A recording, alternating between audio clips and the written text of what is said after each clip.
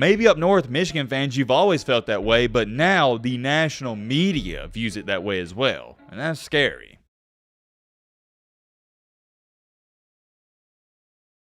It's Monday, man. Y'all know what that means. You gotta dominate. It's the beginning of the week. You gotta get ahead of everybody else. Life's like a video game. It's a competition. It is player versus player. Dominate, dominate, dominate. Can't emphasize that enough. If you dominate on Monday, it makes the rest of the week so much easier. I love Mondays, I really do. But getting motivational Matt out the way, we gotta talk about the Michigan football team. It's been a minute since we talked about him. I think the last time we spoke about him, it was with Jim Harbaugh getting suspended for 4 games for buying a recruit a hamburger. Not even a cheeseburger, a hamburger. Crazy to say the least, and I actually think the newest updates that came out yesterday is that now he's not going to be suspended, but it doesn't matter because the first 4 games they were going to suspend him for, they're playing teams like Chattanooga State Water Aquarium Community College. Who cares? They wouldn't have needed him anyway, so however that works out or plays out, it doesn't really matter. If you thought I was going to talk about that, no, we're not even going to get into that. What we're here to talk about and get into is something I find extremely fascinating and extremely perplexing, and that is this Michigan football team faces a new problem. And remember, take this into account, not all problems are bad, but problems are still problems. Some are worse than others, and yeah, that's really the only thing we're going to talk about. I think it's that important. We're just going to focus on that. Hope you guys have a great start to your week. If not, hope this video can make it a little bit better. College football, right around the corner. All right, Matt, I should have crap up. Now, without further ado,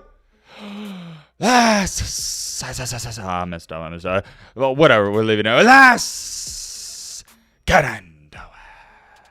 I sounded like a snake. I said, but seriously, first things first, I want to start the video by reading off this comment that was left on one of the previous videos. This was from my man Keith Coleman. Check it out. And I need to give you some context first before I read this. In the video he wrote this comment on, I was talking about Alaska and how somebody said something about, oh, well, we don't even have college football in Alaska. And I was like, well, duh. I mean, I don't even know if you can play out there. Are the playing conditions even playable? But the point is, that's what I was talking about, and here's what Keith Coleman had to say. Matt, I'm currently stationed in Anchorage, I believe is how you say it, Alaska. And last winter, we had over 100 inches of snowfall, and the coldest was negative, not positive, negative 15 degrees. What do y'all think about that? Love the vids, man. A big morale booster for me and my unit. Well, first things first, and I don't know everything about the military and stuff, but I assume when you say your unit and you say you're currently stationed in Anchorage, Alaska, that means you're part of the military or something along that lines. And I just want to say real briefly here, thank you for your service and everything you do for our country. The respect I have for anybody that is serving for our country in any field, whatever it is, through the roof. My granddad, he was in the Vietnam War, so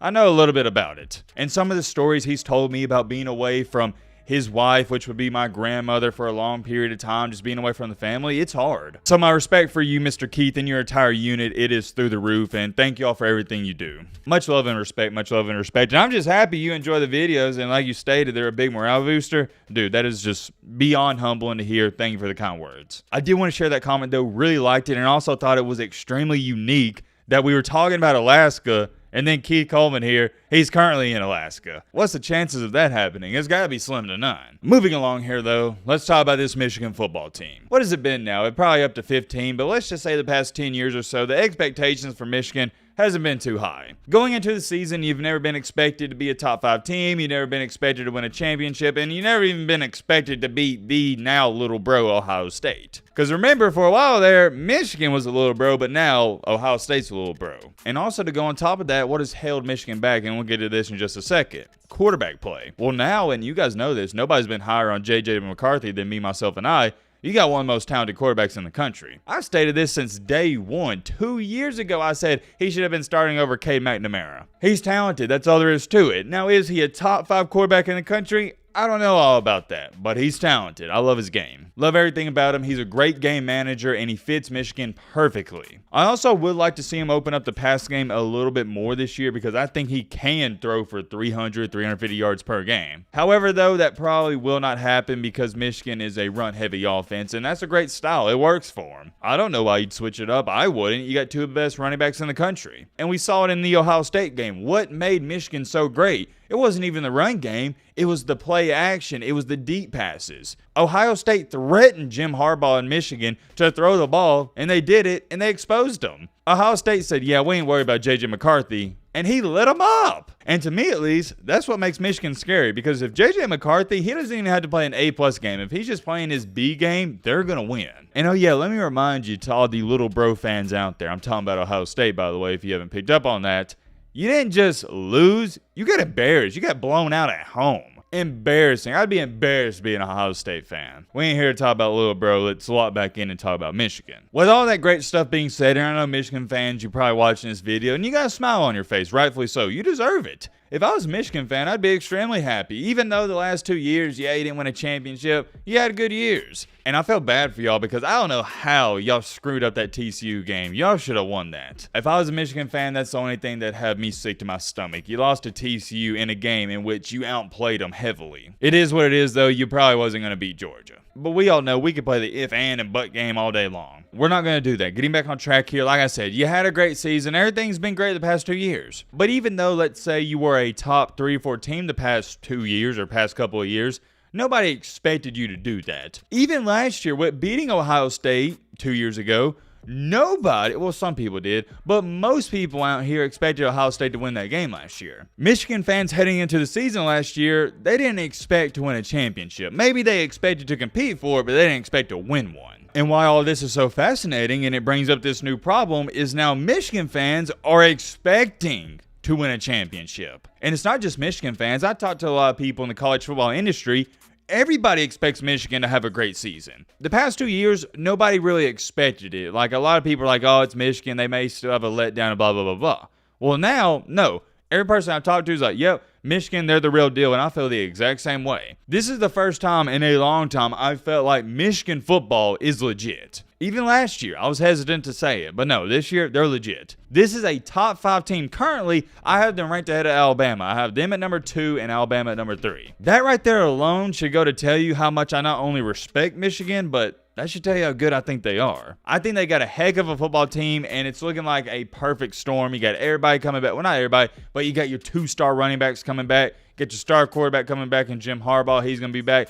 Everything's lining up perfectly. We all know their defense is going to be a top 15 defense in the country. The defense is always really good. And I know what you're sitting there saying. Yo, Matt, when are we going to get to the problem? Everything you said up until this point, it sounds like you're raving on Michigan. Everything sounds good. And it does sound good. You're right. But that's also the problem. Michigan hasn't had these national expectations on them in a very long time. Maybe the past couple of years, their own fan base, Michigan fan base, had these expectations, but it hasn't been on a national scale like it is now. There's a lot of pressure on this team. There is. And pressure makes diamonds, but also a lot of people tend to fold under pressure. A lot of times the pressure is too much for said team. Look at Texas A&M last year. Texas A&M had the #1 recruiting class of all time, and they didn't even make a bowl game. Don't get it twisted. Am I trying to say that Michigan's going to go 5-7? Heck to the no. But what I am saying is, I wouldn't be shocked if you saw this team underwhelm some people and not live up to the expectations and hype. Just due to the fact the roles are reversed. The past 2 years, they went into those Ohio State games like, hey, we're not supposed to win. Let's just let our balls hang and go out there and play. Well, fast forward in time to today, heading into the Michigan, the little bro Ohio State game, you've beat them in back-to-back years. Michigan will be favored to win that game. This will be the first time in a long time that I'd say probably about 57% of people, or maybe even 60% of people, are going to pick Michigan to win that game. Whereas the past, what has it been, 10, 15 years, everybody, well, not everybody, but about 60% of people, 65% are picking Ohio State to win the game. You got to think about it, guys. Every single game that Michigan plays this year is going to be the other team's Super Bowl. So every single game, you're going to get an A+ performance out of the opposing team, but what if Michigan plays their C+ game? They could lose. Same thing with the Illinois game last year. I'll give you my perspective when I played sports. I didn't like being on the team that was favored to win the game. I didn't like walking into a basketball gym knowing that we were supposed to win. I like being the underdog. I like walking into a gym with people thinking we had no chance to win and go out there and drop 30 points and we upset them. Every team I played for, whether it's baseball, basketball, water polo, lacrosse, swimming, cornhole, we always did better when we were the underdog. There was no expectation. We just went out there and let our nuts hang. However, vice versa, when you're favored to win the game, you kind of got a little stiffness to you. For example, I went golfing yesterday, and me and my buddy, we were playing a couple other dudes, and we were down like 3 strokes. We was heading into hole 13 down 3 strokes, and I was like, yeah, it's about time to just let it fly, take some risky shots, and not care as much. Just go out here and play golf. And well, what do you know? We tied up heading into 17. We got 3 strokes back in 4 holes. If you know anything in golf, yeah, it's a pretty big deal. Why did that happen? We quit thinking as much. We just played. And also on the other side of it, the guys who are playing, they probably had the mentality of, hey, yeah, you know, we're up. Let's just try to maintain the lead and not mess up. And what happened? You messed up. And you know what's funny about it? Once we tied up, we went back to playing with that pressure and we still wound up losing. It's just funny how the human brain works. We all do this. When there's no pressure, we tend to do better. When there is pressure, most people, not everybody, but a lot of people out here, they tend to do worse. And that's what worries me about this Michigan team, because they've never had this much pressure heading into a season. It is now getting to the point from everybody I've talked to, if they don't win a championship, it's going to be a disappointment of a season and it's going to be a bust, which is weird because I've never felt that way before. Maybe up north, Michigan fans, you've always felt that way, but now the national media views it that way as well, and that's scary. I want to keep this video short and sweet. Did want to address that though. Let me know your thoughts down below, but roll with it.